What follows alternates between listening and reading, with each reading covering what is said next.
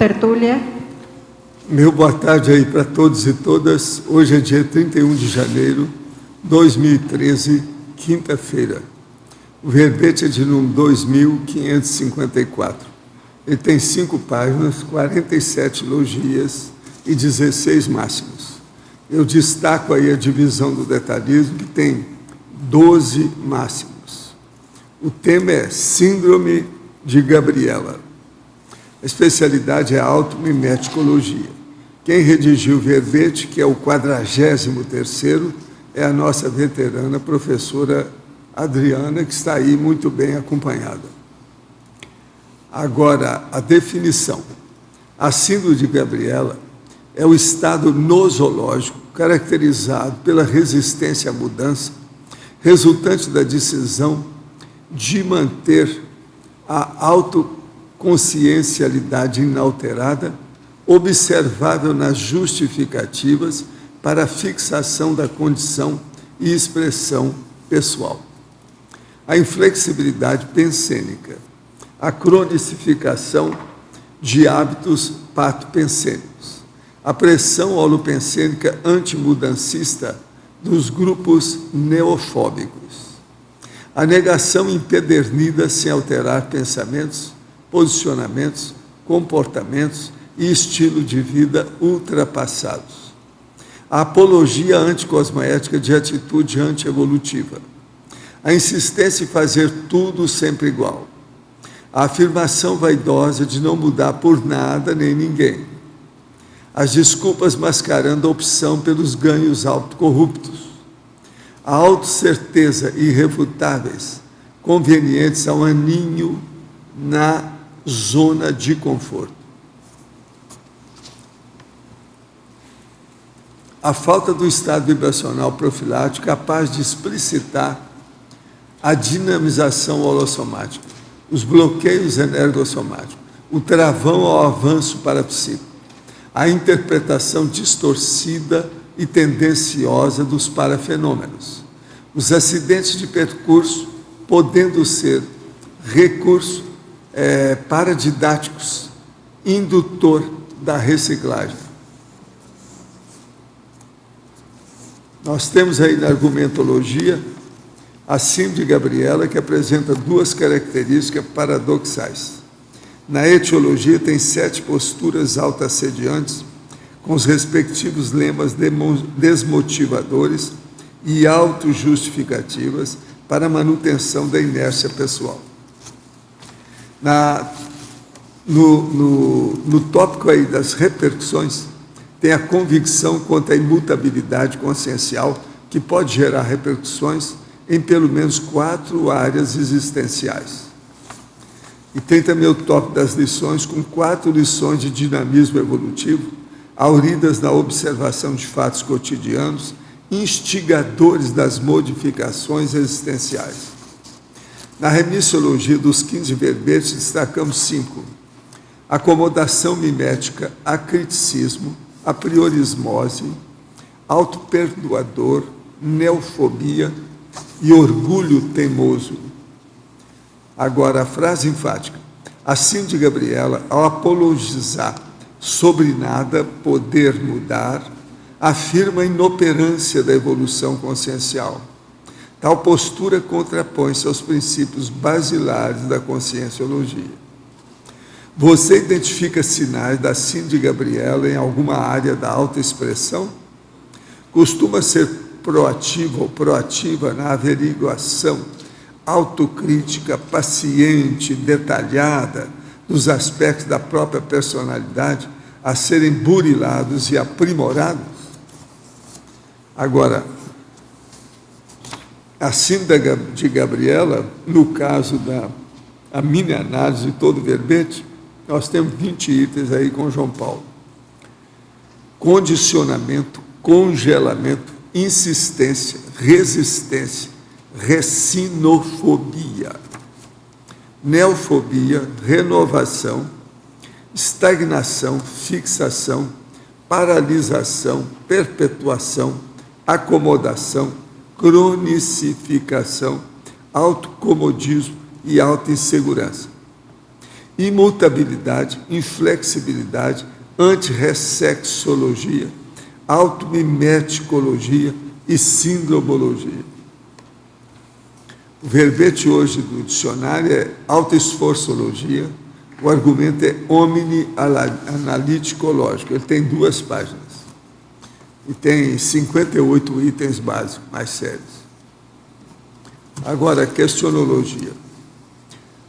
O senhor já pensou em converter todos os seus livros em formato digital? Seria muito prático, já que cada vez mais temos que nos deslocar de um sítio para outro e não podemos levar conosco toda a nossa biblioteca atrás. De vez em quando tem alguém que fala isso aqui. Nós estamos, pouco a pouco, passando os livros. Já tem muitos, né? Quando estamos sonhando, as imagens que vemos estão acontecendo em tempo real? Não, isso tudo é imaginação só sua, né? Aí depende do seu tipo de sonho também, porque às vezes tem o sonho verídico, às vezes tem até projeção. Isso tudo é onirismo, tem que estudar. Quero dizer, estamos sonhando com aquilo que estamos vendo naquele exato momento, ou os sonhos são lembrança do que vimos um momento antes, e só vemos essas imagens depois que a consciência volta para o corpo? Não.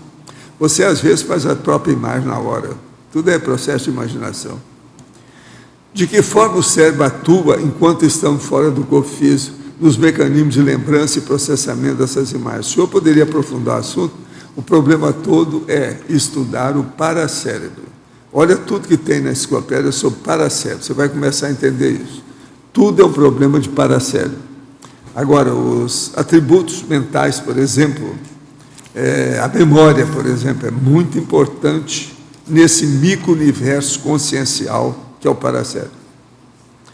Sou integrante do Greenvex de Fortaleza e percebi que esse verbete é a cara da minha atual companheira. Ixi. Em coloquiologia, primeira página, são exemplificadas várias frases patopensênicas que minha companheira fala, alguma delas casualmente. Ainda tem vários dogmas religiosos a serem quebrados, e a síndrome da Gabriela, até onde percebo, é o pior de todos, pois acha que os pecados de seus pais vão passar para ela e nunca vai conseguir mudar para melhor. Como posso ajudá-la a quebrar a síndrome? Observação: sei que a origem é pensênica, relacionada aos pais, e de algumas companhias da física que não querem que ela mude. O que você acha? Fala que isso aí é para você. Olha, pelo que você falou aí, rapidamente, eu não sei se ela se enquadraria, que a gente colocou na etiologia, talvez na fatalista, né? Que mudar é impossível.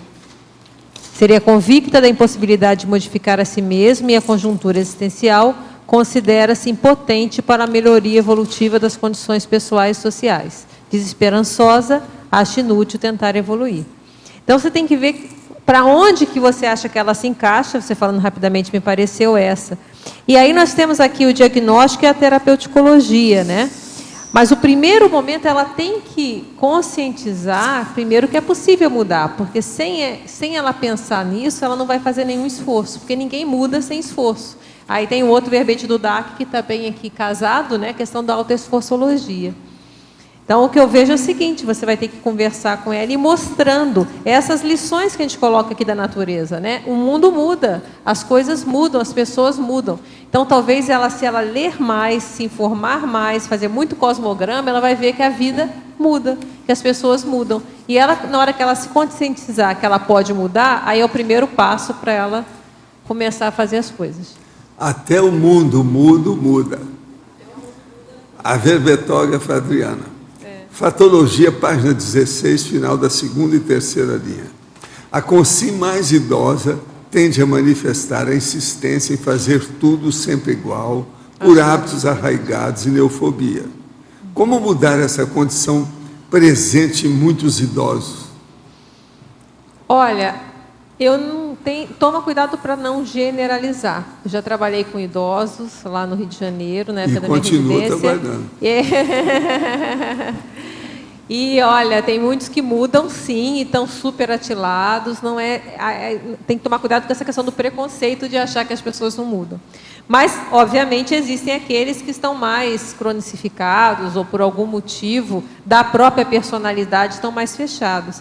Eu acho que vale o que falou antes, né? É ver que já tem vários estudos, inclusive cognitivos, dizendo que a gente aprende a vida inteira, que não há limitação, que o cérebro continua aprendendo. Então, começar a mostrar para essa pessoa que as coisas podem mudar é mais ou menos igual a gente falou antes. Dá estímulo. Acho que estimula a leitura, estimula uma série de coisas que pode ajudar. Na Paradoxologia, página 18, primeira linha. Poderia detalhar mais sobre o paradoxo do auto-engano? Esse paradoxo é um verbete que eu pretendo fazer, que é justamente isso. É muito paradoxal, né, a gente se auto-enganar. Porque, para quê? O que você está ganhando na hora que você engana você mesmo? Então, o próprio fato em si do auto-engano, ele é altamente paradoxal. Das 7 posturas autoassediantes elencadas na Etiologia, página 18 e 19, qual delas é mais prevalente em quem tem a síndrome Gabriela, na sua opinião? Olha, eu não sei te dizer, não fiz uma pesquisa nesse nível, porque o que a gente fez aqui, a gente juntou 7 itens que a gente vê que é mais presente. Então, eu não sabia dizer, a 3 é mais, a 5 é mais, a 6 é mais. Eu não sei te dizer. Tá? Isso você teria que ser feito um processo até mais exaustivo para você fazer uma pesquisa para ver qual que aparece mais. Mas o que eu posso dizer é que, na minha experiência, eu vejo que essas 7 aparecem em grande parte das pessoas. Gente, eu estou aqui com as pontuações do EAD, no ensino à distância. É o primeiro curso online da Conscio. É o Conscienciograma Sem Drama. O período foi de 2 de setembro do ano passado até o dia 24 de fevereiro, agora, que está sendo, 6 meses. Agora, o total de inscritos é 34, número de androssomas, 14, de ginossomas, 20. Voluntários de diferentes ICs, áreas profissionais distintas, 14 tipos, faixas etárias de todo tipo, 31 inscritos representando 9 estados brasileiros, 3 inscritos representando as regiões, 3 regiões dos Estados Unidos. Agora, tem aí o calendário, tem o processo de todos os detalhes do curso à distância, tem as sugestões, perguntas e dúvidas da turma, tem ainda o glossário autoconscienciométrico e, além disso, os detalhes deles aqui são impressionantes, as coisas que eles falam.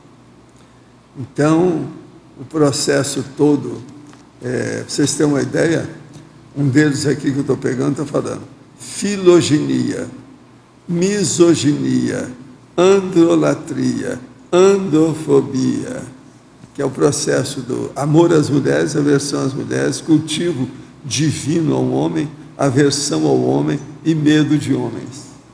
Tudo eles andaram estudando, teve dia especial para cada tema desse. É impressionante o trabalho do glossário autoconscienciométrico, que mostra como é que foram o curso, os dados do curso. Vale a pena ver. Agora, quem estiver interessado, eu vou repetir, é da Conscius Ensino à Distância. É bom entrar em contato, vale a pena. A turma está muito afiada. Agora, pode falar aí, por favor. Eu te entrego aqui a professora Adriana. Adriana, aqui no detalhismo, na página 17, na primeira linha da tecnologia, você pode explicar essa técnica da cosmoética destrutiva? Tá. Essa é uma técnica, né, da Conscienciologia, que é justamente a questão você vai, às vezes, você precisa destruir alguma coisa para que surja uma coisa melhor. Então, por isso que é uma cosmoética destrutiva. Então, às vezes, precisa destruir. Então, pensa assim, é uma ideia equivocada. Às vezes, você vai ter que desconstruir aquela ideia da pessoa para que ela possa melhorar. Então, aí entra tudo, até um prédio. Às vezes, tem um prédio que a energia está tão ruim que é melhor. Põe ele abaixo, faz um jardim ali para melhorar. Então, essa técnica cosmoética destrutiva é isso. Que é a possibilidade de você, de uma forma cosmoética, às vezes, ter que destruir alguma coisa para que surja uma coisa melhor. Adriana, na fatologia terceira e quarta linha, as desculpas mascarando a opção pelos ganhos autocorruptos. Podia dar uma geral, por favor? Sim, Arlindo. É porque uma das características da síndrome de Gabriela, que até como a gente já coloca aqui, né, vem a ver com a... nem tanto com a personagem, mas mais com a música, né? Apesar da personagem também ter uma série de dificuldades lá de adaptações, mas o que pegou mais foi a questão da canção. Então, na canção, que tem assim, eu nasci assim, eu cresci assim, eu sou mesmo assim, vou ser sempre assim. Então, já é um processo de apologia, a pessoa já está batendo o pé que eu sou assim mesmo e daí, né? Então, na hora que ela coloca, que ela vai tendo, então, uma forma são desculpas, ela vai ter uma série de desculpas para eu sou assim, eu faço assim mesmo, tem que ser assim, do jeito, tudo que a gente colocou na coloquiologia. Que no fundo, a pessoa está mascarando que ela tem uma série de ganhos secundários, autocorruptos para não mudar, ou para que as coisas não mudem. Então, ela cria as desculpas, ela cria, não, ó, eu não mudo por nada nem por ninguém, eu sou assim mesmo, meu jeito é assim e acabou. Me aceitem como eu sou. Então, ela vai criando desculpas, às vezes ela vai ter uma série de justificativas, não, mas é porque funciona assim, eu sou feliz, é o meu jeito, eu nasci, meu pai também é assim, minha mãe também é assim, fulaninho também é assim, porque é a minha mesologia, porque é a minha cultura. Então, ela vai arranjar um monte de justificativas para ela se manter nessa condição e ela tem ganhos por isso. Se ela não tivesse alguns ganhos, que a gente pode até dizer que sejam pseudo-ganhos, se olharmos de uma perspectiva evolutiva cosmoética, mas ela está ganhando alguma coisa, se sente ganhando alguma coisa. E agora, aí numerologia, você tem o último item lá embaixo. É, eu pus 3, tá? É o medo de ter medo. É. Dá para dar uma... É, porque tudo aqui no fundo, até que a gente começa primeiro falando na numerologia, dizendo o que é, né, os efeitos da síndrome de Gabriela. Então, a gente coloca depois uma série de até qualificativos mostrando, né, como que a gente pensa do ponto de vista conscienciológico do que é a Gabriela, né? Então, a gente começa a resistência à mudança, indiferença à inovação. Depois a gente fala, é uma opção preguiçosa, e assim vai. E no fundo, como a gente coloca lá no diagnóstico, a gente vê que é uma insegurança muito grande, tem um medo no final, lá no fundo tem um medo. Então, na hora que todos esses medos poderiam estar incluídos, né? A pessoa, se ela não quer o novo, ela está com medo de arriscar, no fundo ela pode ter medo de não conseguir, e assim vai. E por último, há pessoas que têm o medo de ter medo, que é uma coisa também paradoxal, né? Então, eu não vou fazer porque pode ser que eu tenha medo de fazer alguma coisa, então ela já tem até medo de sentir medo. Então, com isso, ela vai se fechar cada vez mais e buscar se aninhar numa zona de conforto, que a gente até coloca aqui na fatologia, né? Logo depois daquela que você perguntou, são autocertezas irrefutáveis para ela não refuta aquilo, convenientes ao aninho na zona de conforto. Então, ela está aninhada ali, porque ali ela se sente protegida de alguma forma. Tá, obrigado.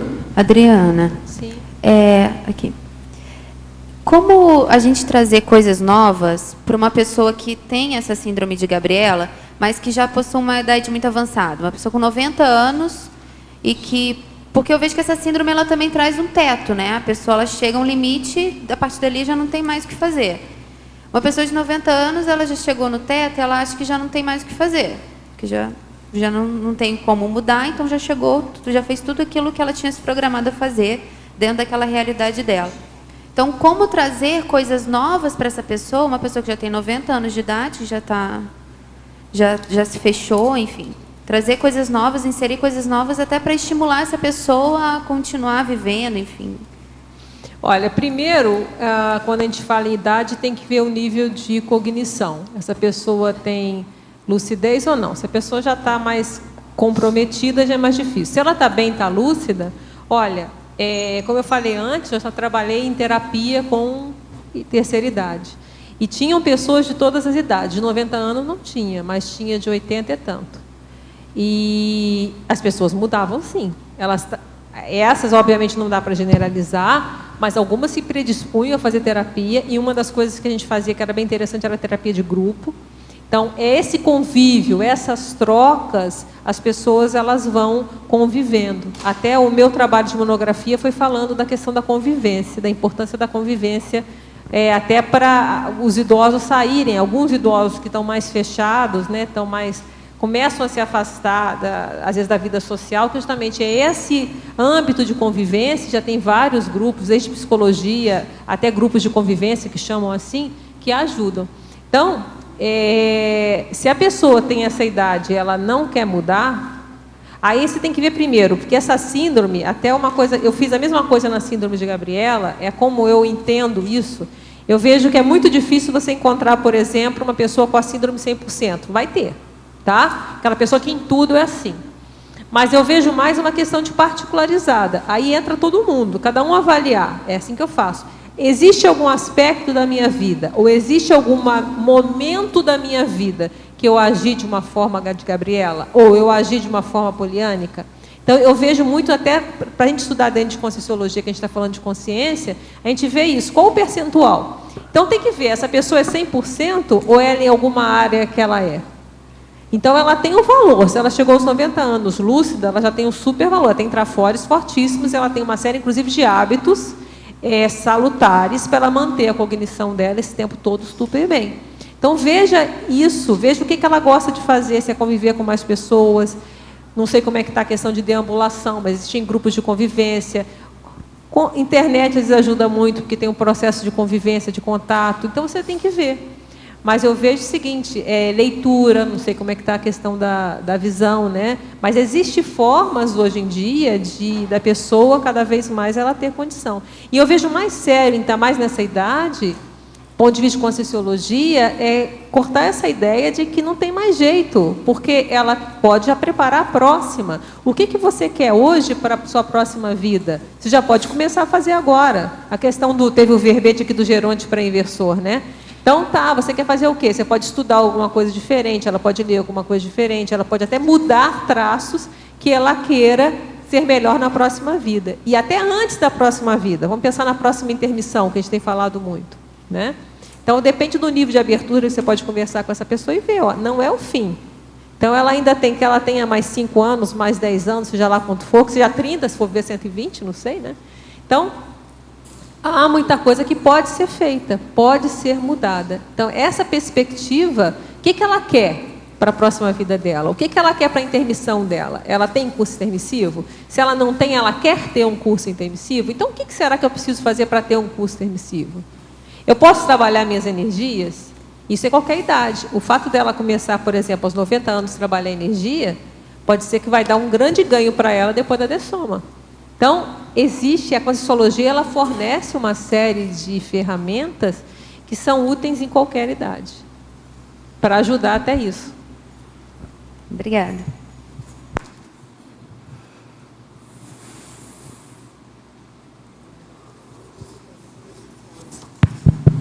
Adriana.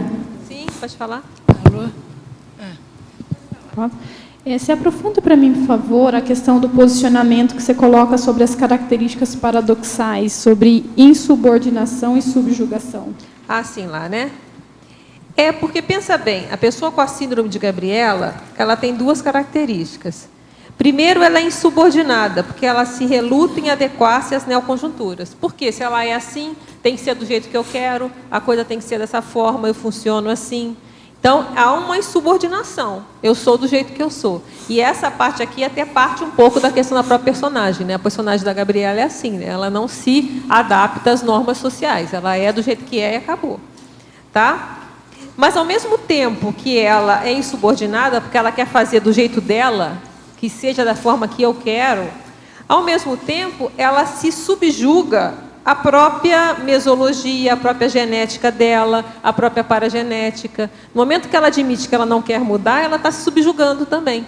Então, eu vejo como paradoxal. Ela não quer mudar, mas o fato de não mudar, ela está subjugando aquilo que ela foi até agora.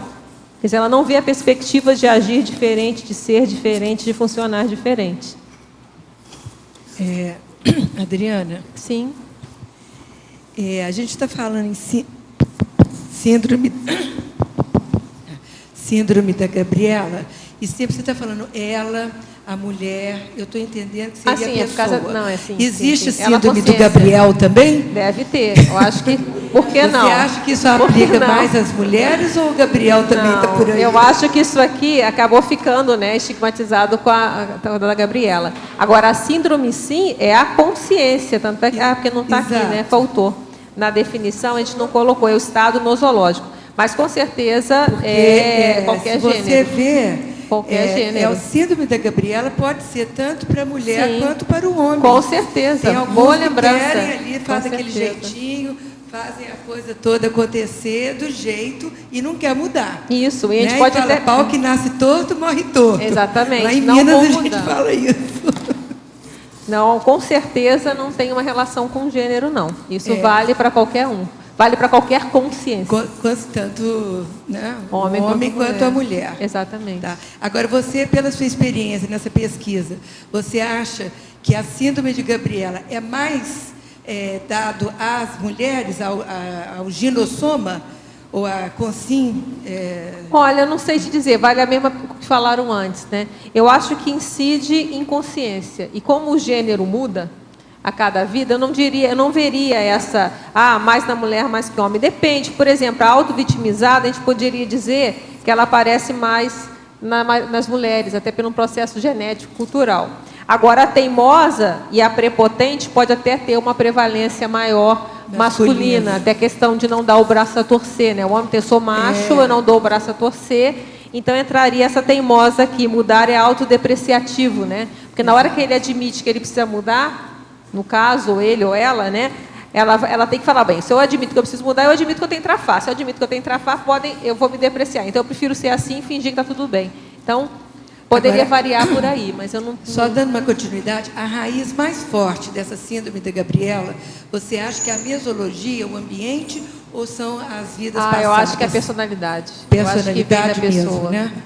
A mesologia ela multividas. pode influenciar, dependendo da cultura, uma pessoa ou outra. Mas lá no fundo, eu acho que o que manda mesmo, a primazia é do jeitão da não pessoa. é, porque eu nasci aqui, então eu sou Aí assim. virou a Gabriela, a justificativa. Eu sou assim porque minha família mas é assim. não é bem assim, né? Porque você pode nascer em qualquer lugar e mudar.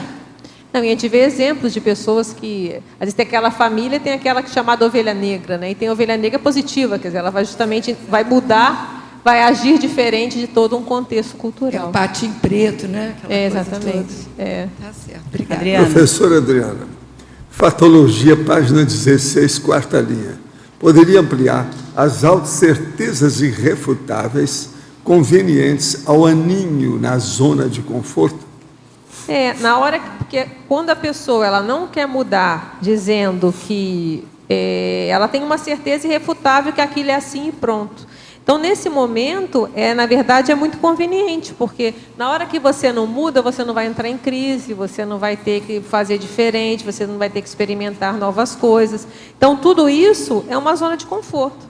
Então, é muito conveniente você achar que está tudo bem e não ter trabalho, que é o contrário do DAC de hoje.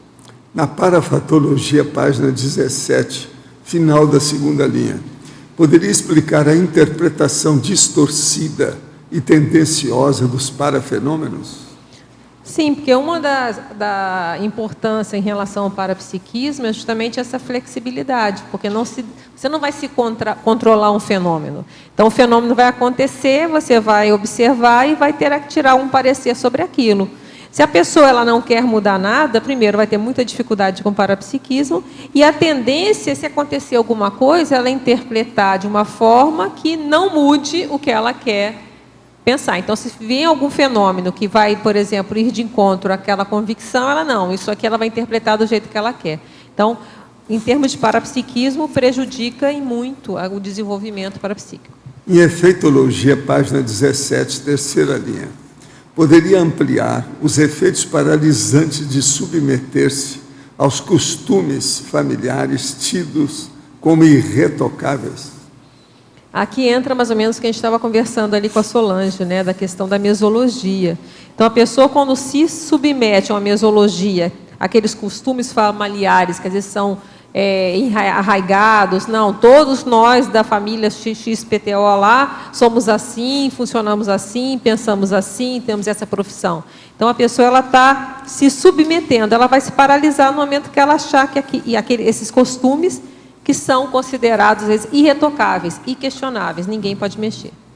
Em Fatologia, página 16, quarta linha de baixo para cima, poderia ampliar a restrição voluntária do mundo pessoal? Olha só, o mundo é cheio de oportunidades, cheio de chances de mudanças. No momento que a pessoa ela opta por não mudar, por manter da forma que ela está restringindo o mundo pessoal dela. Ela está restringindo as oportunidades de experiências. Então, ela está tendo uma restrição do mundo pessoal.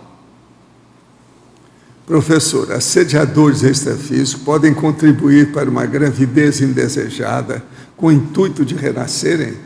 Caso positivo, como isso é possível se o processo de ressoma é gerido pelas consciências mais evoluídas? As consciências mais evoluídas não matam ninguém.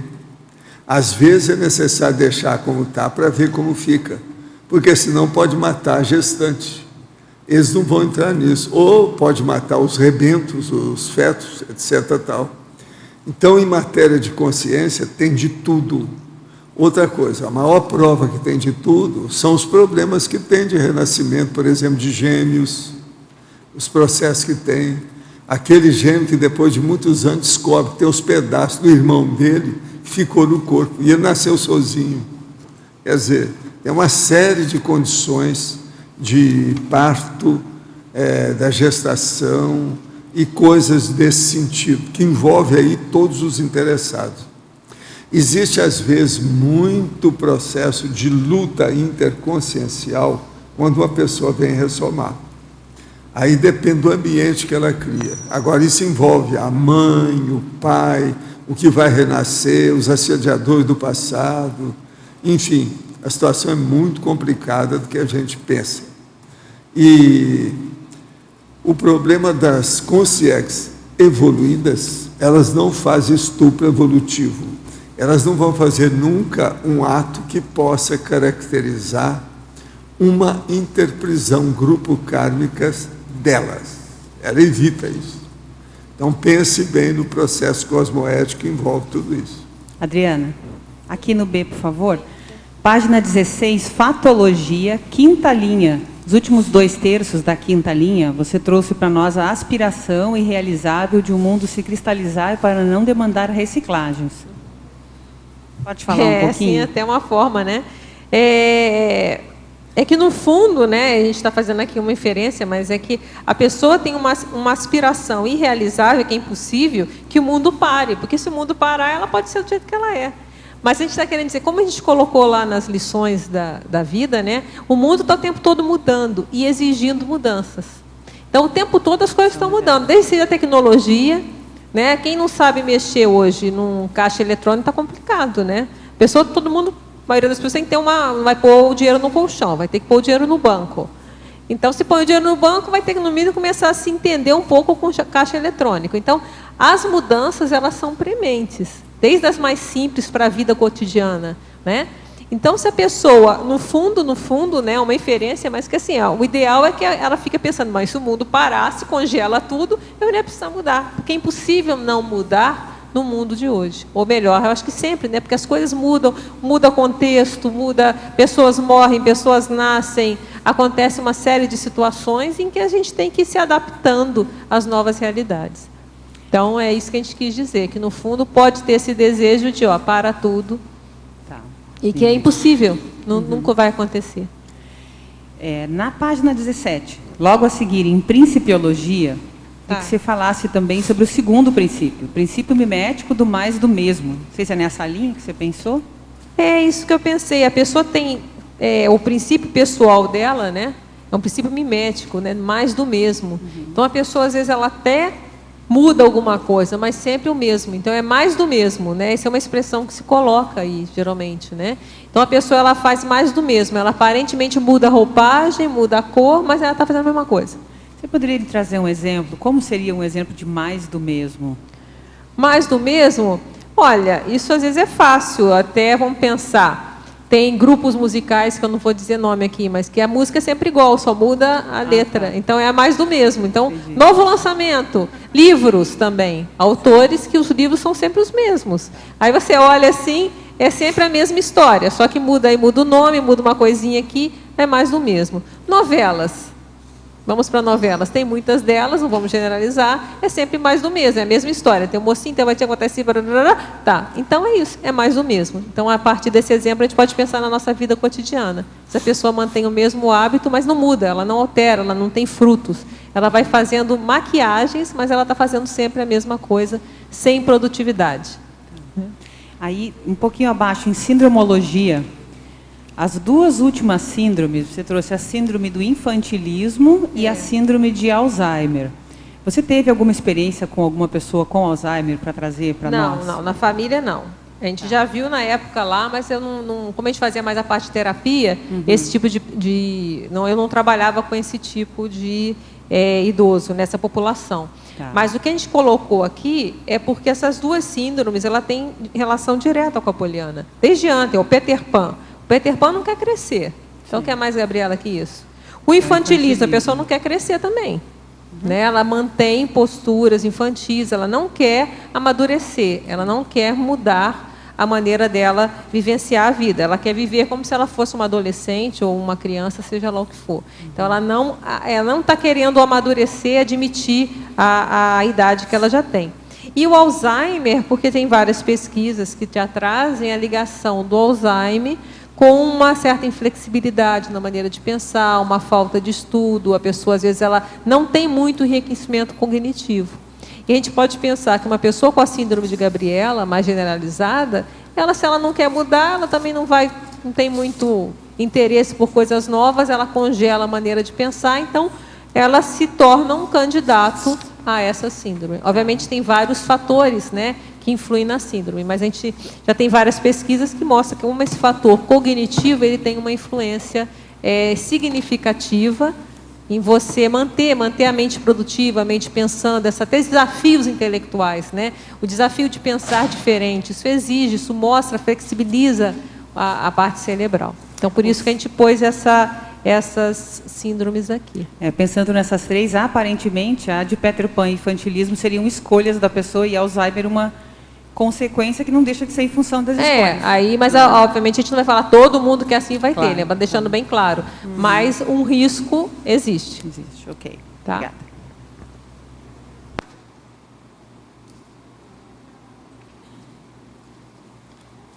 Que a gente coloca até na efeitologia, tem a ver com isso, os efeitos anticognitivos de afirmar não haver mais nada a aprender.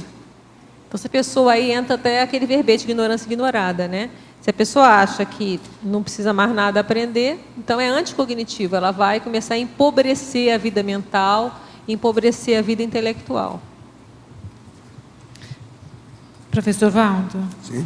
Aqui, no DAC, o senhor fala sobre, aqui na página 56, no enunciato, o senhor fala sobre o princípio da descrença, né, que é o canto da experimentação, ou seja, a pessoa fica encantoada contra a parede. O senhor pode falar, aprofundar um pouco mais sobre isso? O princípio da descrença é o seguinte, é baseado na experiência pessoal. Então, por exemplo, não adianta o que eu falo, o que você fala, o que a mãe fala, o que o médico fala, o que o advogado vai falar para ela. Ela vai fazer a experiência, então ela está encantoada por si mesma. Ela tem que conversar consigo mesma, ela tem que responder a si própria. Não tem por onde fugir disso. Então, numa contingência ou num contingenciamento desses, ela tem que chegar a alguma reflexão, uma solução, e não vai ter impasse, porque o processo é com ela. Agora, aí é a maior análise, por exemplo, contra a autocorrupção. É a maior análise, por exemplo, contra a inconsciencialidade pessoal.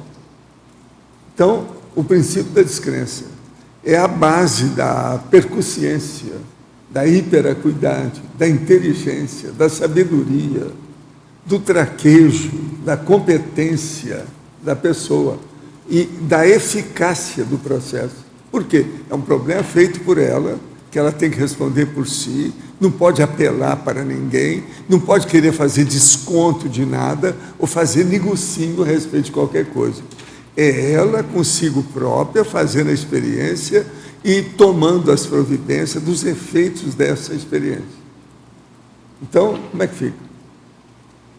Agora, veja, esse princípio da descrença, por que eles não falam? Porque isso aí, em matéria de direito, por exemplo, é a prescrição prática de todas as leis básicas da cosmoética.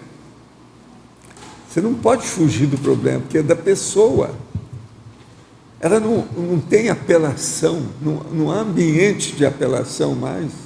Sim, então, veja, ela, no caso, ela é o autor do fato, o responsável único pelo fato, ela é o juiz, ela é o júri, ela é o réu, defensor, ela é a turma da galera, ela é o promotor, ela é a autoridade do regime político, tudo está centrado nela. O senhor coloca aqui no primeiro que não há PROCON, não tem para quem reclamar. Não há PROCON, acabou. Não dá para apelar para o bispo, não vai falar com o bispo, não tem bispo para isso aí. Então, bispo, sabe o que é bispar, né? Na hora que vai fazer a culinária na cozinha, bispo. Vocês sabem o que é bispar? Quem é que sabe? Eu não. Por exemplo, foi fazer alguma coisa e o negócio não deu certo. Não, bispo, queimou. Ah, queimou? Queimou. Então, aí, no caso, aí, o assunto bispo, não tem saída, queimou. Não existe isso. Acabou. Entendi. Professor. Obrigada.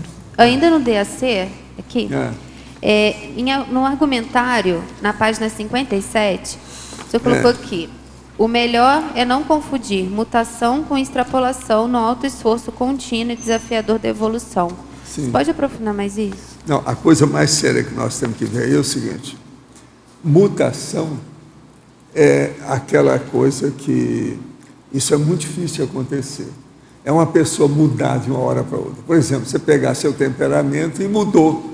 De um mês para outro, você mudou o temperamento. Não existe isso. Porque o temperamento é feito através de milênios. E aquilo vai assentando as reações da sua consciência. Então, isso para mudar é aos poucos, devagar, vivenciando o processo, raciocinando, refletindo, ponderando, até a pessoa aderir de fato ao problema. Tem que julgar os bagulhos energéticos fora, bagulhos físicos, bagulhos intraconscienciais, mentais, emocionais, tudo fora para ela melhorar. Então, como é que fica isso? É um problemão. Entendeu a situação, como é que é? Então, vamos pensar bem. Isso é mutação. Agora, extrapolacionismo. Extrapolacionismo é quando, principalmente o extrapolacionismo parapsíquico, que é o extra, que vem de fora, que é centrípeto, que é uma consciência amparadora sua que vai fazer o extrapolacionismo. Então, vai passar você que nunca teve, por exemplo, uma cosmovisão maior da consciência cósmica. Então, você vai ter uma experiência de sair fora do corpo, só o corpo mental, e analisar algum assunto que te interessa, a partir daquilo. Isso é extrapolacionismo parapsíquico, promovido por um amparador extrafísico. Isso é apenas uma sugestão que é dada para você, para ver se você faz alguma mutação. A mutação que eu estou falando aí chama-se reciclagem. É a mudança para melhor. Entendeu? Então, há uma diferença imensa entre mutação e extrapolacionismo. E é isso que eu falo. O melhor é não confundir mutação com extrapolação, no alto esforço contínuo e desafiador da evolução. Está claro? Entendi. Aquela pessoa que ela começou as reciclagens, teve algumas extrapolações e acha que já mudou. Por exemplo, uma pessoa que está fazendo a TENEPS, já faz alguns anos, eles vão promover extrapolacionismo nessa pessoa para ver se ela está predisposta a enfrentar oportunamente a OFIEX, Oficina Extrafísica. Isso é que é o caso. Você entendeu bem a situação? Professor, aqui no letra D, aqui, ó, e no seu DAC, na página 56, na premissa 1, na terceira linha, aliás, na segunda, o senhor fala: se você tem meio copo de água limpa, vai sempre contribuir se jogar essa água pura no mar poluído. Qual a nuance entre essa sentença aí e não jogar pérola aos porcos? Eu lembrei daquela ideia de... O que eu quero dizer aqui é o seguinte, por exemplo, você está com um copo d'água, você jogar isso no rio, desde que a água seja limpa e você quer ficar livre dela, você jogar no rio ou jogar no mar, não vai fazer mal para ninguém. Agora, por exemplo, o que é pérolas aos porcos? É você ter uma ideia magnífica, fora de série, para aquele povo que está lá. E você vai falar e eles não querem admitir, porque eles não estão maduros para receber aquilo. Eles são verdolengos, eles não estão nem de vez para entender o que você vai falar. Então você está falando no vazio, você está entendendo? Perdendo tempo no deserto, atirando pérolas aos porcos. Essa é que é uma diferença enorme. Agora, por exemplo, você ficar livre das coisas positivas. Você, por exemplo, você tem lá um objeto, não te interessa, tem valor, mas não te interessa. Então, você dá para uma pessoa que vai dar valor, que se interessa, que aquilo é importante, que é funcional na vida dela hoje. Isso é outra coisa. Isso não é atirar pérolas aos porcos. Então, por exemplo, pode ser um colar de pérolas, você vai dar para uma amiga sua. Você não precisa que o seu é mais bonito. Ou o seu tem duas fileiras, aqui só tem uma. Outra coisa, o seu é pérolas naturais, aquele outro é artificial. Tal. Então, entendeu? Você não precisa ter dois, porque todo mundo só tem um pescoço. Se tivesse dois pescoços, mas não tem, só tem um. Não tem jeito. Discernimento para poder entrar tudo precisa de discernimento. Aí. Agora, para esses processos nossos de inter-relação, interlocução e convívio, precisa de mais discernimento ainda. Né? A verbetógrafa, tecnologia, página 17, primeira linha. A técnica da cosmoética destrutiva poderia explicar? É a mesma coisa aí. Que te perguntaram, mas eu não tenho nada. Responde tudo, porque ela acabou de chegar. Ele acabou de chegar. Olha, essa é uma técnica que tem vários verbetes aqui da enciclopédia, que às vezes você vai usar de uma forma, a cosmoética, de uma forma que vai destruir. Então, de uma forma cosmoética, evolutiva, você vai atacar alguma situação de uma forma evolutiva para que aquilo desconstrua. Então, aquilo você vai destruir. Às vezes tem ideias, tem convicções que não adianta você tentar fazer um remendo. Ela precisa ser desconstruída, eliminada, para você construir uma ideia mais correta, mais acertada. Então, isso serve para tudo, como a gente falou antes, desde uma ideia até uma parte física. Às vezes, um local é melhor você... em vez de você refazer uma reforma, você põe abaixo aquela casa e constrói uma coisa mais, ou põe um jardim para melhorar a energia do ambiente. Então, isso varia para tudo, tá certo? Às vezes, tem uma teoria que não dá para você acochambrar e falar que a teoria é boa. Não tem jeito, a teoria não presta, tira aquilo tudo e vamos construir uma nova. Para a verbetógrafa, de que maneira posso modificar um trafar para que na próxima vida não fique na mesmice? É apenas a proposta de mudar? Não, olha, você entrar com a técnica e tudo.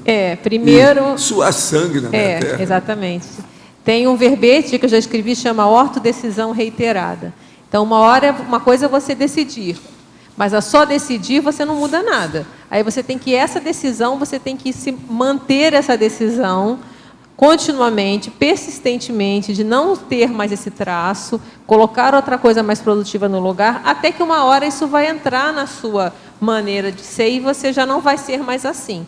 Mas até isso acontecer, você vai ter que ir tomando essas decisões habituais até você mudar essa condição. E fazer esforço para isso, né? Como foi falado, a questão do suar sangue. Como diz o cara, pense duas vezes antes de não dizer nada. Vocês entenderam bem, né? O que eu falei, né? Tem que pensar para entender o que eu estou falando. Olha bem. Adriana. Pense 2 vezes para não dizer nada. Tá. Vamos refletir. Tânia, faz favor. Adriana, página 17, na efeitologia, começa-se no finalzinho da segunda linha. Você quer desenvolver para a gente os efeitos alienantes? Não, olha só, é porque na questão da Gabriela tem tanto em relação a si mesmo como a pessoa não querer mudar o status quo. Então, por exemplo, nesse aqui, ó, são os efeitos alienantes da pessoa julgar serem vãs as tentativas de participação política. É aquela pessoa que fala, não vou votar mesmo, vou anular meu voto, porque nada vai mudar mesmo, nada vai ter tudo igual. Então, isso é um aspecto que a gente quis colocar, que não deixa de ser um modo gabriélico, se pode assim chamar, né, de ver a vida, né? A pessoa, ela está... Não, nada vai mudar mesmo, então ela também não faz nada e deixa tudo como está para ver como é que fica. Porque aqui você qualificou a participação política, né? Exatamente. Porque o modo gabriélico é essa coisa, nada é importante. E não nada é vai mudar política, mesmo. Economia. Nada vai mudar mesmo, então eu vou fazer o quê? Eu vou fazer me esforçar? Não adianta votar, não adianta, não vai mudar nada. Então a pessoa, com isso, ela se aliena de qualquer tipo de participação, porque nada vai mudar, então vai ficar tudo como está.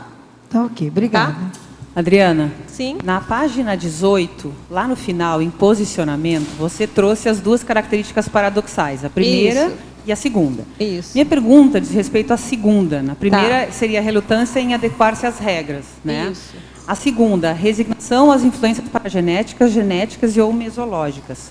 A minha pergunta era que você me ajudasse a entender a diferença entre essa resignação e uma omissão superavitária ou um abrir mão. Não, porque aqui, se ela é Gabriela, a gente está querendo justamente essa postura da pessoa não querer mudar e achar que nada deve mudar. Okay. Né? Ou ela sofrer com qualquer mudança. Então, aqui ela tem 2 posturas. Uma, ela está insubordinada porque ela não quer se adaptar. Então, muda o mundo, não tem que ser do meu jeito e acabou. Então, ela está insubordinada. E, ao mesmo tempo, ela aparentemente está insubordinada, mas ela está subjugada a essas influências todas. Dela mesma, que são paragenéticas, então ela está fazendo mimeses dela mesma. Ela pode estar fazendo mimeses também genéticas, ela está subjugada à própria compreensão dela genética, porque ela não vai mudar nada, então se eu sou assim mesmo. E mesológicas, culturais e familiares, está aqui o eu, tá certo? Então, isso aqui é diferente, eu estou entendendo o que você está falando, da questão de uma omissão superavitária. Vê se é isso aqui, ó. No final, quando a gente fala em terapeuticologia, a gente fala que para sair da síndrome, a pessoa precisa de coragem e de uma certa ousadia, porque ela vai ter que experimentar coisas novas. Mas eu fiz questão de colocar essa última frase aqui, que eu acho primordial, que é a questão do autodiscernimento, para saber o que mudar e quando mudar. Por quê? Vai haver momentos, tem coisas suas que você não vai mudar, são coisas positivas. Então, por isso que a gente coloca, eu vou ler aqui para a gente ficar mais... o autodiscernimento deve definir quais os empenhos necessários, identificando as autoexpressões cosmoéticas a serem fixadas. Então, isso aqui eu não vou mudar, porque isso aqui já está bom. Obviamente, aí eu coloco e gradativamente aprimoradas, porque ninguém é serenão nem consegue se livre.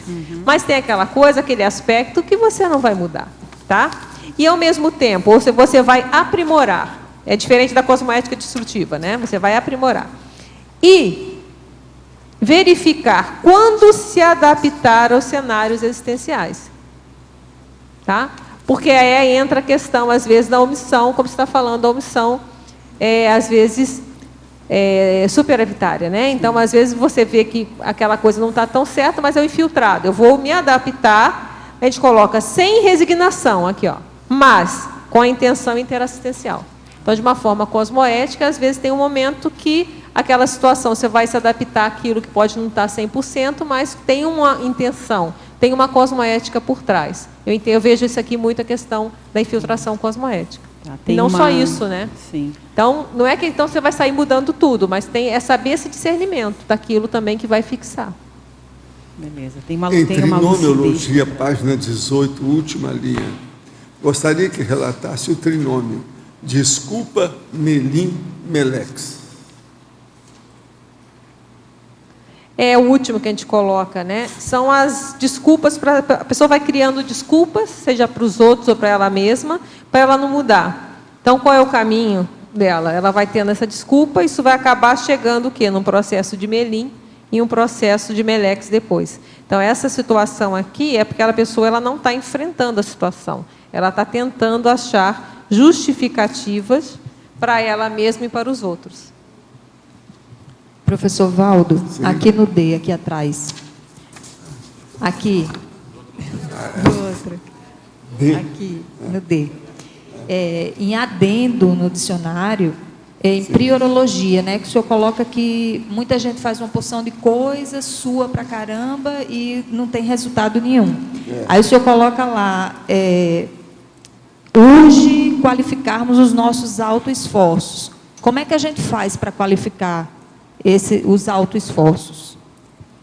O problema todo é ver a qualificação daquilo que você está fazendo, do seu ato, da sua atitude, da sua postura.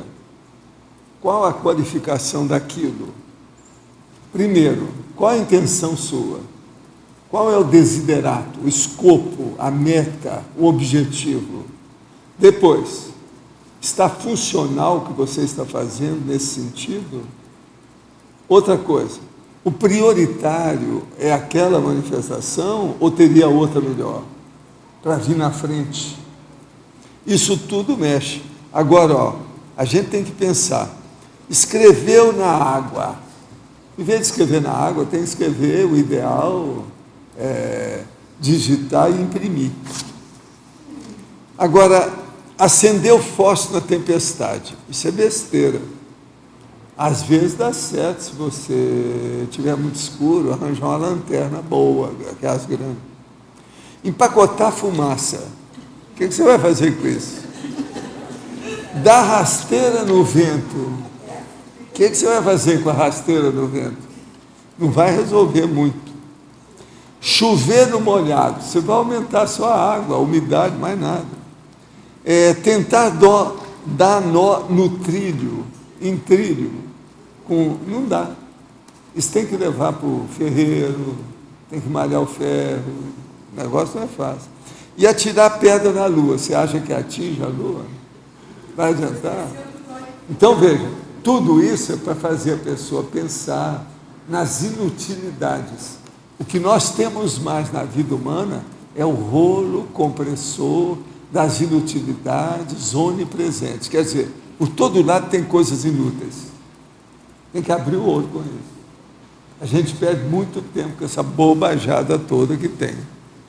Agora, lembrar, não ter escolha é também uma alternativa. Está claro isso? Não ter escolha. Quando você tem que fazer uma escolha e não a faz, isso já é uma escolha. Tem uma coisa pior ainda, é aquele negócio do camaleão que chegou no arco-íris e ficou sem saber. Como é que eu faço agora? O arco-íris. Não, como é que ele vai mudar de cor? Qual a cor? Ele ficou indeciso, ficou sem saber. Isso aí não pode, não seja camaleoa. Tá certo? Vamos dar um jeito. Agora, existe aquele cara que ele era tão indeciso, mas tão indeciso, que a única cor que ele usava era o xadrez. Cada um faz o que pode, né, gente? O que a gente vai fazer? Aí, professor, o senhor coloca logo na sequência, determinadas consciências tornam-se serenonas antes da média do grupo evolutivo. O que é que levou essas consciências porque elas estavam fazendo as hipóteses com consistência. Não é igual o indeciso, que é alguém que vai construindo edifícios de hipóteses. Então ele faz um bairro de hipóteses. Isso não resolve nada. A Cordilheira dos Andes de hipóteses. O que adianta? Nós temos que construir concretamente a coisa. Agora, outra coisa muito séria. É melhor agitar-se na dúvida do que permanecer no erro. Tem isso aí ainda de inteligência.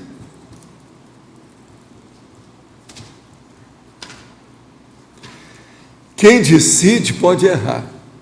Quem não decide já errou. são expressões da sabedoria popular. Vamos pensar bem. Está tudo aí na nossa base. Você entendeu, então, o que é o processo da indecisão junto da priorologia, que é escolher o melhor, o prioritário, aquilo que está na frente. Agora, a intenção aqui é essa, a autoesforçologia, porque tudo é um processo de autoesforço. Ninguém evolui sem autoesforço. Nem a mãe não ajuda a pessoa a evoluir nesse nível. É só a pessoa. A gente dá uma contribuição, mas não faz a evolução da pessoa. Só a nossa. Quem é que é camaleão aí que não está sabendo qual a cor que vai mudar? Tem alguém? Como é que nós estamos? Adriana, nessa síndrome aí, né, da Gabriela, você comentou nos pseudos ganhos, né? Você estava falando dos pseudos. Que pseudos ganhos seriam esses? Que exemplos? A pessoa não muda, é tudo muito mais confortável, ela não tem esforço, tudo é do jeito que ela é assim mesmo, ela não precisa se adaptar a nada, então ela está muito convicta que aquilo é a melhor condição para ela. Então, só não ter esforço, não fazer nada, achar que está tudo bem, que não vai precisar de reciclagem, não vai entrar em crise de crescimento em tese, quer dizer, a pessoa está achando que ela está por cima da carne seca. Então, não tem crise, ela vive aquela felicidade tola. A gente chega a colocar alguma coisa assim, ó, aqui, ó, a vanglória tola. Lá na numerologia, a segunda, a gente fala opção preguiçosa. Aqui a gente pode até dizer que algumas vantagens, né? Ou pseudo-vantagens, opção preguiçosa, uma vanglória tola, uma tranquilidade apedeuta, a pessoa fica tranquila.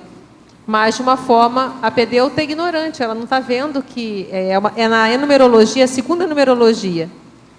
Então, ó, essas três coisas já mostram os ganhos assim. É uma opção preguiçosa, então ela tem uma preguiça.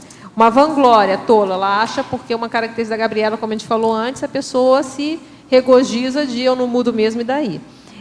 Uma tranquilidade, ela mantém uma certa tranquilidade, porque eu sou assim, eu estou certa, está tudo certo.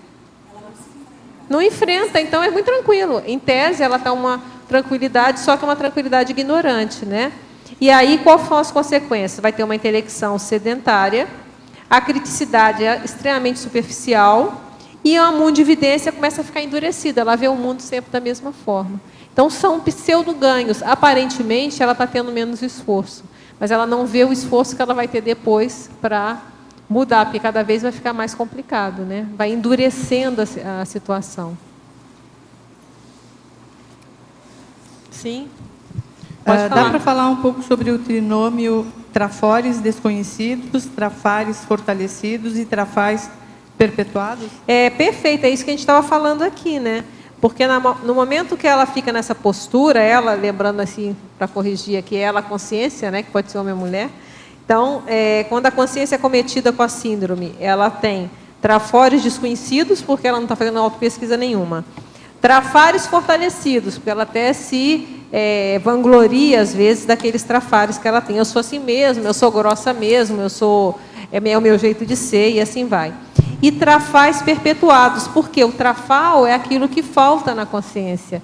Se não há o movimento para adquirir isso que falta, ela vai ficar sempre faltando. Vai sempre estar faltando aquele buraco na personalidade. Então, isso que a gente queria colocar aqui.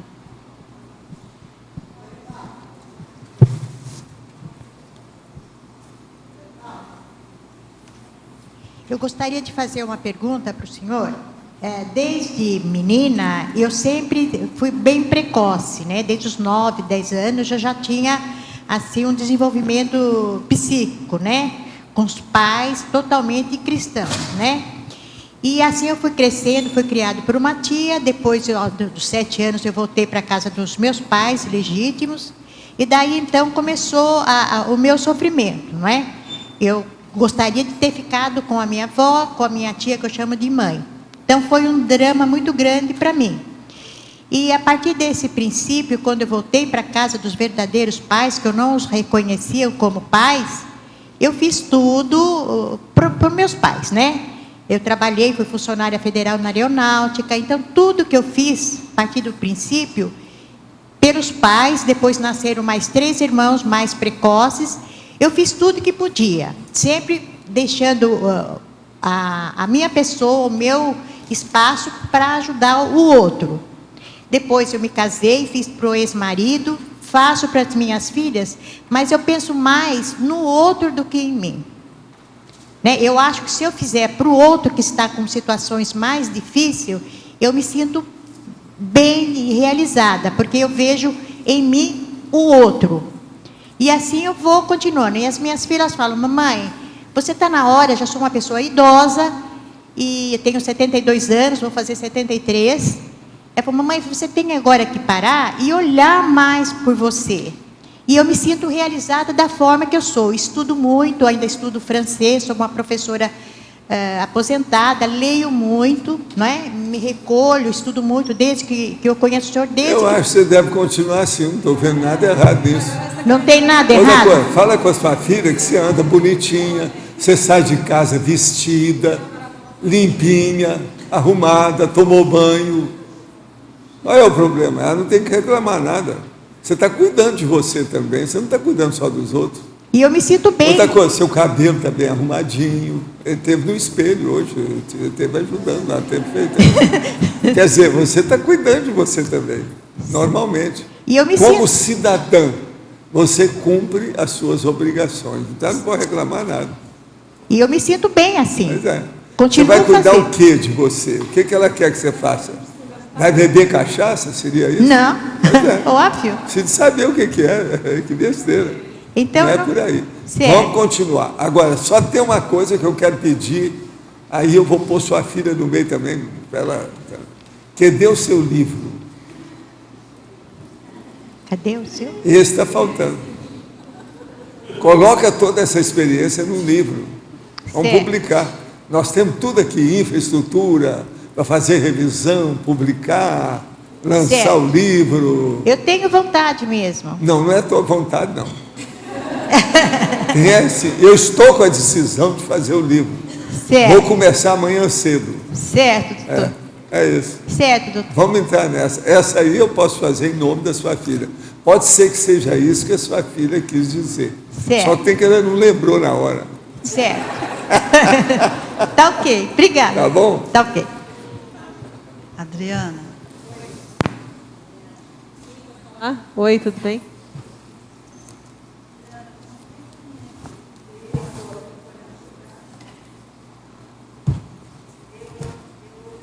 Tá, teoria. Tá.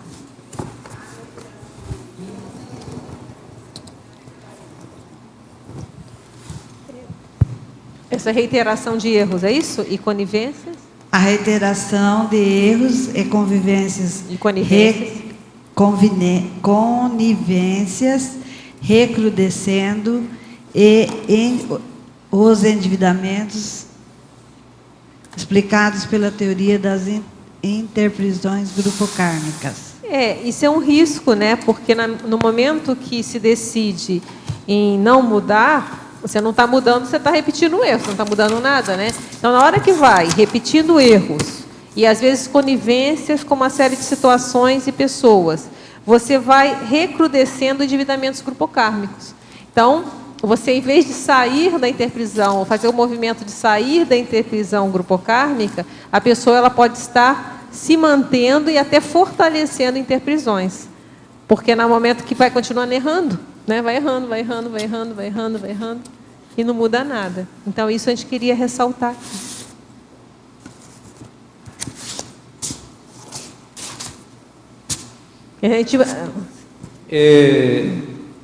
Há 35 anos eu tentei mudar, vamos generalizar assim, a preguiça, com psicólogos, com tudo que você pode imaginar, e não muda. A população em geral tem esse problema de não mudar. Inclusive filmes americanos mostram que o homem não muda. Agora aqui, eu estou chegando agora, eu estou vendo que há possibilidades. Agora lá fora não existe essa possibilidade, né? Olha, há controvérsias. Eu até, você está falando aqui... E muitas. E muitas, né? Eu até peguei um blog aqui que estava falando as pessoas não mudam, né? Então, não é assim não, as pessoas mudam.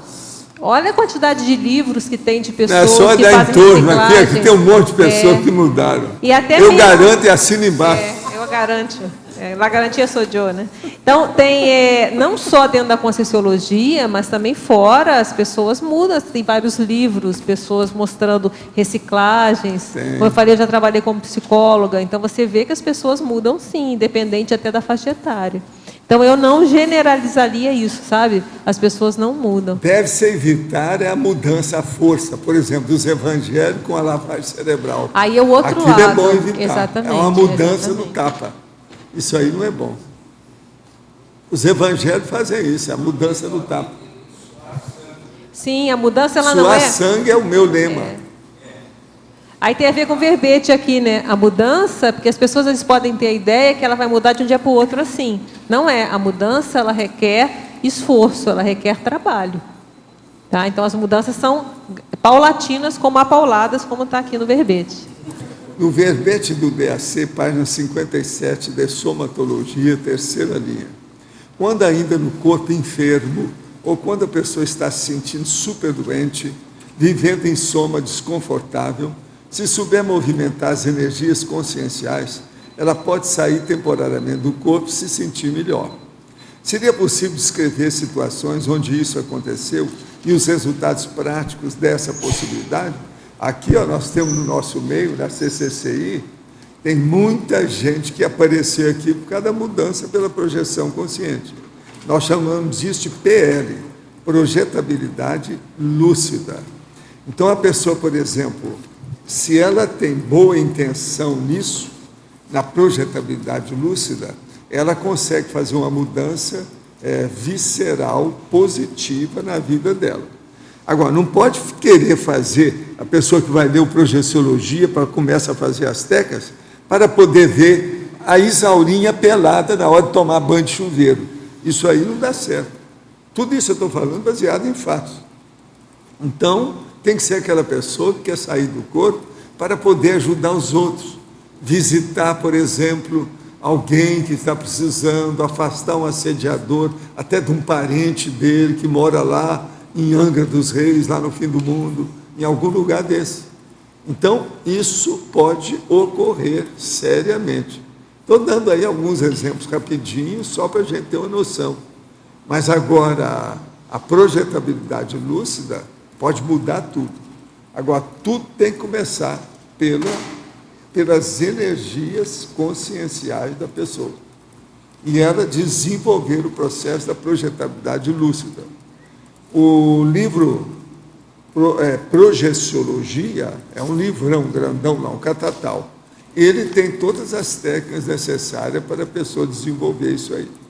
Depende dela. Lembrando que todo mundo é parapsiquista, ou seja, tem sensibilidade de sair do corpo, tem fenômenos parapsíquicos e tem energias conscienciais para ser desenvolvido. Seja homem, mulher, em qualquer idade. O problema é a pessoa determinar, ela ter vontade, ela ter intenção, ela deliberar atingir determinado objetivo. Isso é que precisa, isso é só com ela. Não adianta eu sair do corpo para a pessoa, ela que tem que sair por si.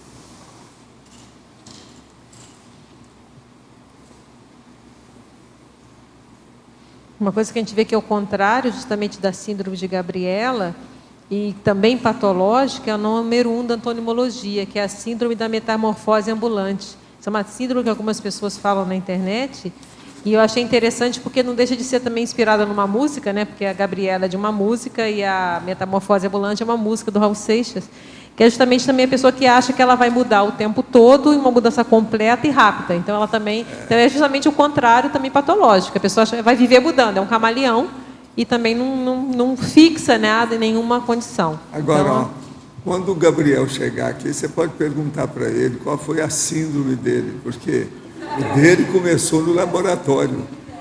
A síndrome do Gabriel é do laboratório. Ele foi lá e aí ele chega para mim, a hora que sai de lá com aquela cara, todo pálido, esquisito, vira para mim assim, isso que você fala da outra dimensão é muito mais sério. Eu vi agora como é que é. Ele mudou todo a partir daquele dia. Essa foi a síndrome do Gabriel. Até hoje ele está estudando os fenômenos, seriamente. Até hoje ele ficou encasquetado com o processo desde esse dia.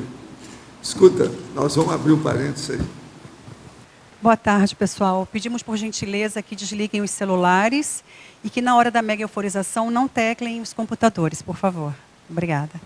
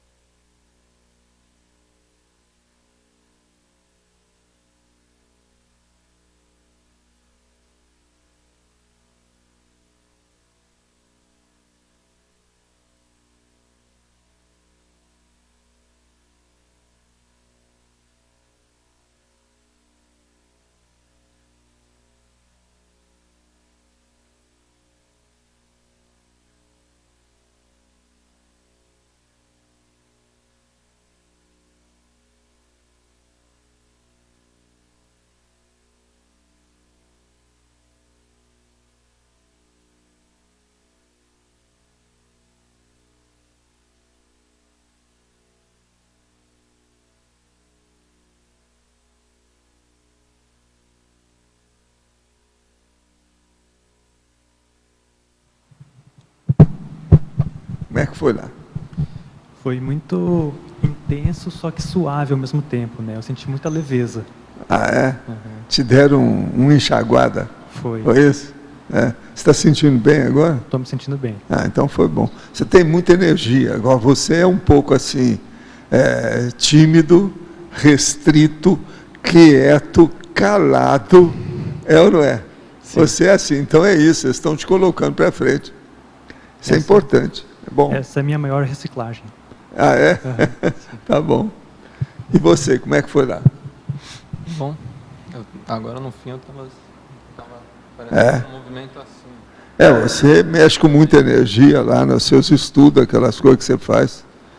Eles aí estão aproveitando para instalar o campo. Uhum. Eu vi que eles mexeram muito na sua energia. Mas foi bem... Você está sentindo bem agora? Você está sentindo bem agora? Está bem assim? Está confortável? Eu então senti que eu estava com mais frio no começo e teve no meio mais ou menos assim, deu uma esquentada. Aí ficou mais confortável a temperatura e daí começou a sentir mais esse movimento. Assim. Não, geralmente isso aqui geralmente são 5 minutos. Os 2 minutos é de preparação. O do meio é para retemperar. E os 2 últimos foi bem para liquidar. Percebi. Como é que foi você lá? Foi interessante que no começo do campo eu fiquei numa forma mais passiva, eu comecei a sentir energia, senti muita energia pelo coronochakra. Só que aí teve um momento que eu comecei a sentir a necessidade de ser um pouco mais participativa no campo. E comecei a exteriorizar mais energia, enfim, para ser um pouco mais participativa. Mas senti bastante energia, senti bastante fluxo de energia também no plantochakra, em determinado momento. Você sentiu algum lado do processo seu, do corpo, das energias, esquerda ou direita, qualquer coisa diferente? Não? Não percebeu nada? Não, eu senti mais as questões dos chakras específicos. Então tá. Tá bom, você está desenvolvendo as coisas. Nada como estudar os verbetes. Né? Com certeza. Gente, muito bem. Qualquer coisa a gente chama vocês estão ótimos.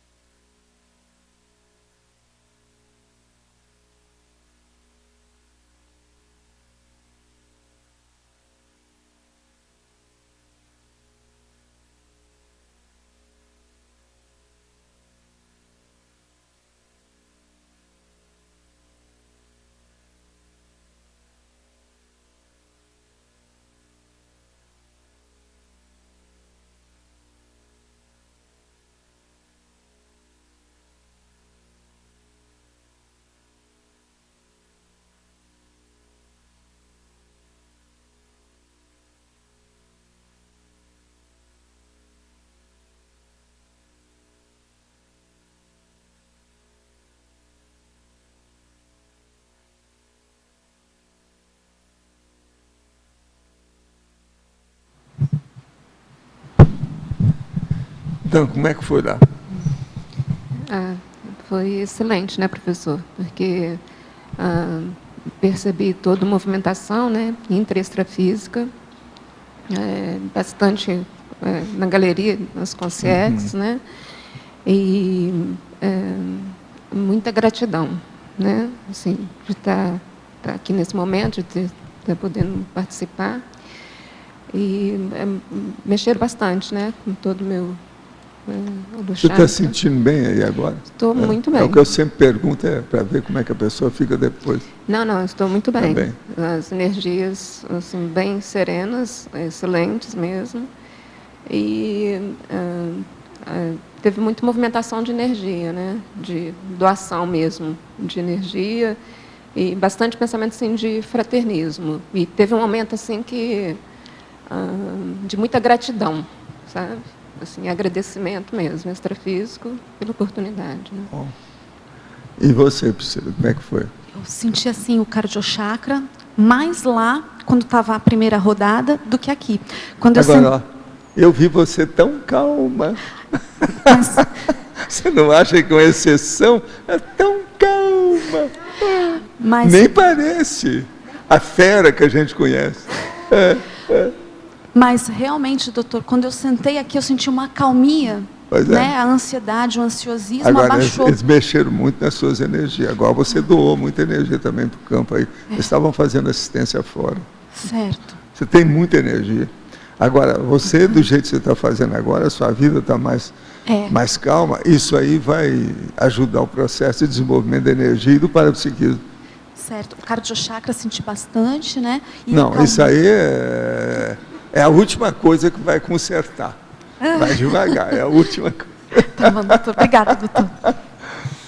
E a mamãe aí, como é que foi? Olha, doutor, eu fiquei assim bem descoincidente. Eu senti, senti muito assim, a descoincidência das mãos, da cabeça, e senti assim mais, muito leve, dentro do espaço, né?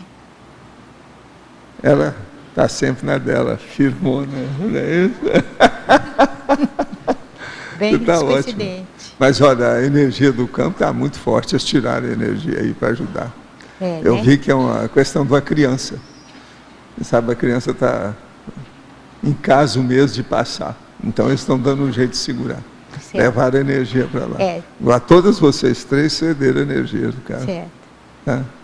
Agora, ela é engraçada. A Priscila tem muita energia. Você leva esse negócio do estado vibracional a sério, tá? Leva isso a sério. Isso é importante para você. Você agora que está lá ainda junto com a mamãe aí, você vê o que você faz. Tá bom? Obrigado, viu, Obrigada, gente? Valeu.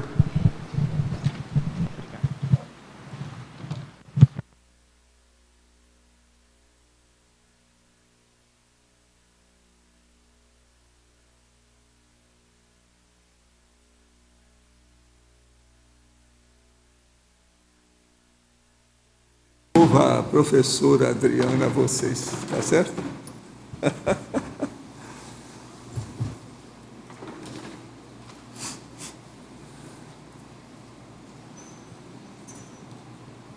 Alguém aí durante os 2 campos aí que nós instalamos, junto com os amparadores, sentiu por acaso algum processo da energia num ângulo diferente ou um lado diferente, alguma coisa? Parabéns, parabéns. Então você entrou no campo. Eles trabalharam pelo lado esquerdo. Agora, parece que eles estão desenvolvendo o processo. Você pescou bem. É isso aí. É o lado esquerdo, lado esquerdo. Lado esquerdo da cabeça, tudo aqui, ó. O processo todo mexendo tudo. Agora, é impressionante. Eu estava ouvindo, inclusive, o som do processo de tanta energia pelo lado esquerdo só. Aqui não tinha nada, só aqui. Agora, dessa vez foi bem nítido. Eles trabalharam com isso. Eu senti como se fosse uma espiral do lado esquerdo e senti também uma música. Ouvi, né, na verdade. Interessante, né? Turma sente. É o processo. O campo, quando instala a energia não tem tempo, tem espaço, né? Supera tudo, né? Alcança todo mundo. Se a pessoa estiver predisposta, entra na onda. Não tem saída.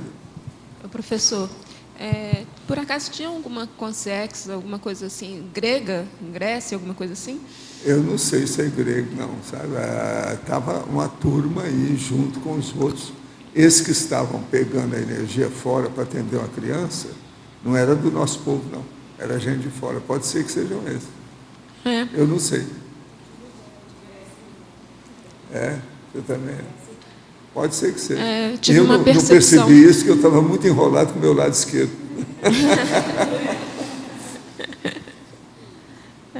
Muita energia. Vai valer. Eu tive essa percepção antes do pessoal me chamar, inclusive. Né? Antes do pessoal chegar a me chamar, eu falei, engraçado, está com uma consex, me pareceu grega, né? Eu não sei dizer qual... Pode ser que seja, né? Eu não sei, eu não posso te falar. Minha opinião aí não vale nada. Eu não sei. Adriana, aqui é a Rosa. Eu estava pensando em cima do seu verbete, a questão do mudar, e há muitos casos assim que a gente encontra com pessoas que, quando querem mudar totalmente. É interessante que as pessoas possam fazer um balanço dos seus trafores, né? Porque na hora de mudar, ver o que tem, que deve mudar, e o que deve ser assim, potencializado, né? Porque muitas coisas nós temos já como trafores, né? A gente estava até conversando isso com uma amiga lá no refeitório. Eu não sabia do título do seu verbete. E foi assim, bem assim, sincrônico a nossa conversa. Então, muitas vezes não sabemos que temos trafores que precisam apenas serem valorizados, né? E eles vão alicerçar a mudança dos trafares, né? Isso é importante, né? É isso aí. É o que a gente falou do discernimento, né? O discernimento para você saber também o que você vai mudar, porque existem hábitos que você vai manter, pelo menos você vai aprimorar. Quer um exemplo? A questão da veste única, né? Quem olha de fora, pô, a pessoa não está mudando? Não, aquilo também é de uma inteligência, você vai manter alguns hábitos, algumas situações para potencializar outros. Então, por isso que a gente fala aqui a questão do discernimento, é saber aquilo que vai fixar e aquilo que você vai fixar. Mas lembrando que mesmo fixado, ele sempre é tendente a aprimoramento, porque a gente está evoluindo, e aquilo que realmente precisa ser trocado mesmo, tem que ser mudado mesmo. Tanto havendo com a pessoa intraconsciencialmente, como a questão de contextos em tudo. É isso aí mesmo. Obrigada. Iana, Sim. Aqui à sua direita. Sim, você poderia, por favor, no Laboratoriologia, página 17, o Laboratório Conscienciológico da Imobilidade Física Vígio, como que esse laboratório poderia ser útil para superar essa síndrome de Gabriela? Não, é porque ela vai ter que refletir na marra, né? O que a gente pensou? Porque ela, já que ela não quer mudar, ela fica paradinha. Então, ela vai ficar sem mudar durante aí 3 horas, paradinha. E ela vai ver tanta coisa que vai acontecer. Quer dizer, ela vai... E uma coisa que é importante é começar a perceber a realidade além do físico. Porque o próprio físico nosso, ele muda, a gente coloca nas lições, né? Sim, até a pessoa que fala que não muda, muda. Nem que você o seu corpo vai mudar, o seu rosto vai mudar, a gente vai envelhecer, não tem jeito, isso muda. Desde o bebê, tá certo? Sim. Isso é um fato. E, como a gente fala a questão do EV, né? O próprio estado vibracional, as energias, ele já mostra o dinamismo. É tudo muito dinâmico. Então, não tem lógica dizer que as coisas não vão mudar.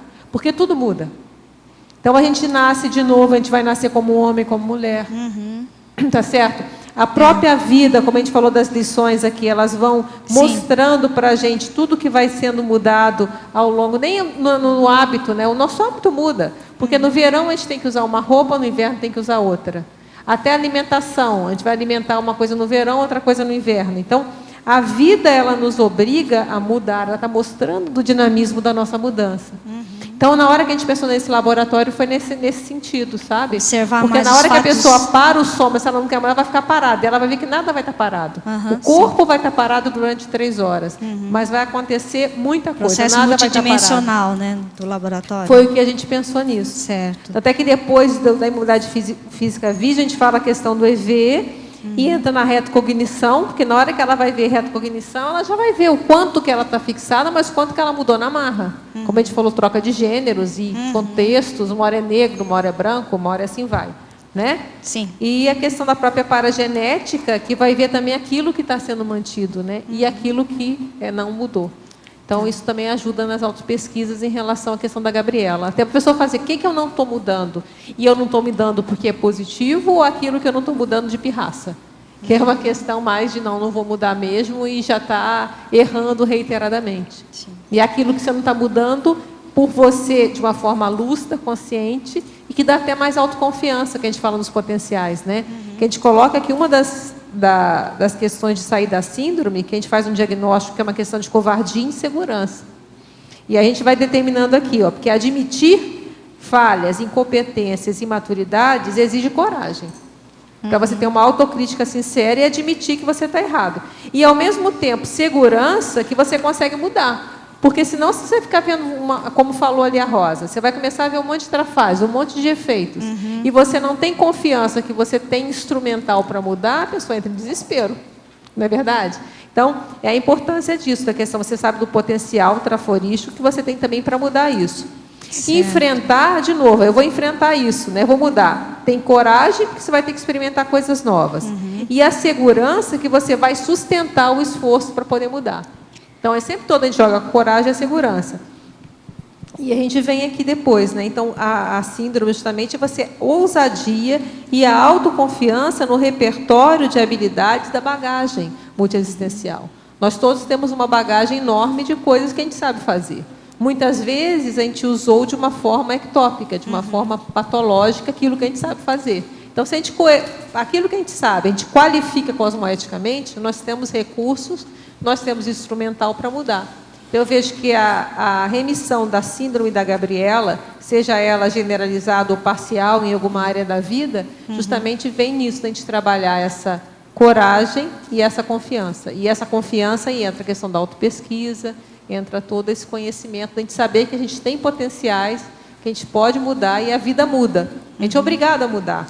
Se a gente não quer mudar, acaba acontecendo coisas, como a gente fala aqui, né, no acidente de percurso, doenças. Quantas pessoas, às vezes, mudam, até na SOCIM, depois do que a gente fala do Insbreg, né?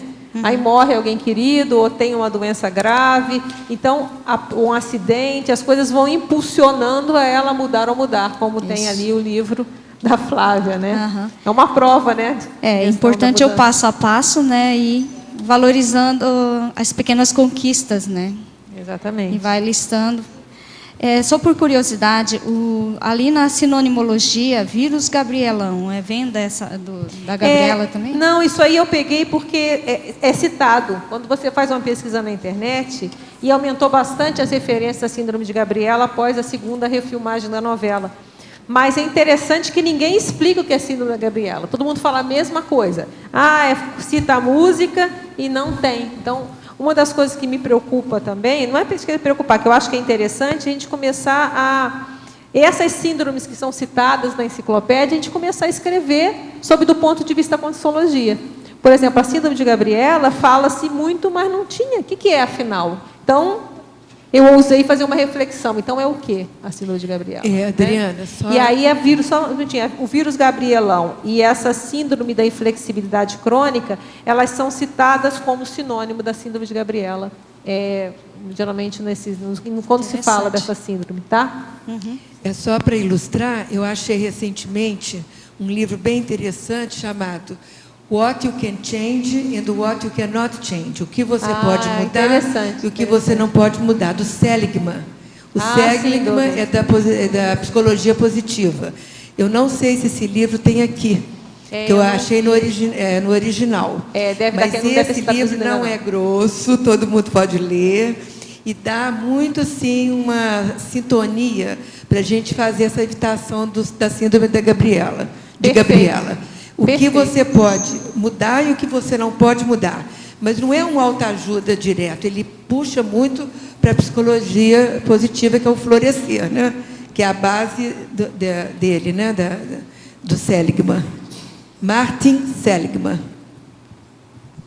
Adriana, aqui no B, em termos de assistência, uma pessoa que ela tem aversão à mudança, né? E é muito sério o processo dela. Chega até a perceber um retrocesso na vida, ali, na evolução. Como é que a gente entra para conscientizar essa pessoa? Entra com TACOM para depois partir para TARES? Como é que faz? Porque é muito assim visível o processo, sabe? O retrocesso é grande na vida dela. Em termos de assistência, como é que poderia chegar?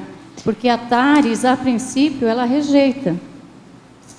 Não, mas você pode ir argumentando em questão da mudança. É o que a gente tenta fazer aqui. Olha só, a gente tenta usar desde o crescendo, ao crescendo semente árvore, o crescendo larva borboleta e o crescendo consciência serenão. Então, isso aqui já é a base de mostrar que as coisas mudam. Tá? Depois, as lições, como a gente colocou essas 4 lições aqui da vida, né, de que mostra que tudo é dinamismo. Então, eu vejo uma situação assim, primeiro teria que descobrir, aí vai levar algum tempo, qual a convicção que está por trás. Então, a gente fez um exercício aqui de colocar 7 convicções que a gente observa que pode estar por trás da pessoa achar que não pode mudar. Então, foi o que a gente colocou aqui. Você pode até pensar no que você conhece a pessoa, se encaixaria em alguma dessas aqui. Tá? Porque a partir de você descobrir qual é essa convicção, você pode buscar argumentar mostrando que não é bem assim. Tá certo? Que as coisas mudam. Agora, isso leva tempo. Isso leva, e o mais importante, a pessoa ela tem que cair em si e ela querer mudar. Ninguém muda por ninguém. Tá certo? Então, eu vejo que é você ir conversando, argumentando, e vai nas conversa mais sobre essa pessoa e ver tenta descobrir o que está por trás. O que ela acha, por que ela acha que ninguém muda? Por quê? O que está por trás daquilo ali? Parece que é alguma coisa que vem ou da genética ou da infância. Mas é uma pessoa mas de qual 40, a ideia? 40, Qual a ideia? Pois é uma pessoa de 40 e poucos anos que diz assim, eu não tenho mais jeito mesmo, eu não consigo mudar, meu negócio é morrer. Opa, tá bravo. Imagina. Então a situação tá grave. Mas aí eu acho que uma das coisas sérias, se for o caso, se já tem essa ameaça do jeito é morrer, às vezes está precisando de uma ajuda profissional mesmo. Vai pegar um psicólogo, ou um psiquiatra, fazer uma avaliação, porque tem que ver o que está acontecendo. Porque na hora que já está nesse estado, pode ter uma depressão já instalada ou iniciando, então a coisa já está mais grave. Eu acho que veja se você consegue conversar para a pessoa procurar ajuda. Tá? Obrigada. Nós estamos esperando, então, o 44º até chegar nos 400. Tá certo? Os nossos comerciais. Obrigado. Hoje tivemos 82 assinaturas no livro de presença, 25 perguntas presenciais e 16 perguntas online. Temos hoje o recado da Mara sobre 40 manobras, a Alzira com 5 cobaia, Douglas sobre o CIP, e o Igor sobre o Congresso de Autopesquisologia. Agora com vocês o Fernando com o programa Amigos. Olá, boa tarde a todos. Informar que no próximo domingo nós teremos o sorteio mensal do programa Amigos. Vamos sortear cursos e livros. E lembrar aos amigos que estão com assinaturas ativas que vocês têm aí acesso ao Holoserve, acesso para fazer o download da enciclopédia e também para a consulta ao site em geral. Então, se você tiver dificuldade com senha, fazer download da enciclopédia, você passa o e-mail para amigos@enciclopediaconscienciologia.org ou entra no site do programa Amigos, em suporte técnico, e mande a sua mensagem, faça a sua reclamação. E também você pode ligar na recepção do CAEC no 45 3525 2652 para ter informações sobre o programa Amigos e para o atendimento e o suporte que nós estamos à disposição de vocês. Obrigado. Boa tarde a todos. Eu gostaria de convidá-los a participarem do curso 40 Manobras Energéticas, que acontecerá em Belo Horizonte no período do Carnaval, de 9 a 12 de fevereiro. É no Hotel San Diego, com o professor Epicom, Mário Oliveira. É um curso sem pré-requisitos, curso prático, com as vivências das 40 manobras energéticas e com debates. E no final desses 4 dias de trabalho intenso com as energias, o aluno se percebe capaz de aplicá-las, aquilo que ele vivenciou, no seu dia a dia, tanto em benefício próprio como em benefício do outro, que é a interassistência. Enfim, o curso ele desdramatiza as interações energéticas. Maiores informações pelo telefone 31 32 22 0056, diretamente na unidade do IPC de BH. E até o dia 31, hoje, portanto, há um desconto no valor das inscrições. Aproveitem e até lá. Obrigada.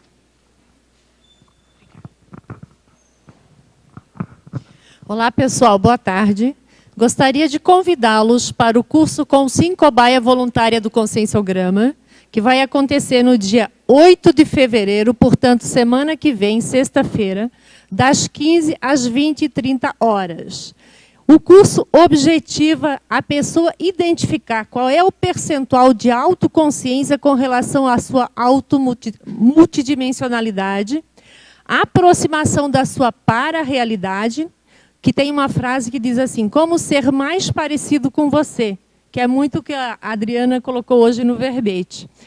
E as inscrições e as informações podem ser feitas na recepção do CAEC ou no telefone 45, código de área, 3525-2652. Obrigada.